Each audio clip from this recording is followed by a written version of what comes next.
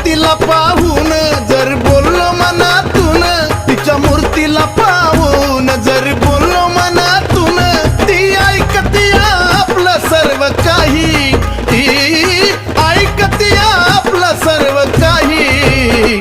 अहो ती डोंगराची माझी येडमाई, अहो ती डोंगराची माझी येडमाई, कुणाचा विश्वास तुटू देत नाही. अहो ती डोंगराची माझी येडमाई, कुणाचा विश्वास तुटू देत नाही.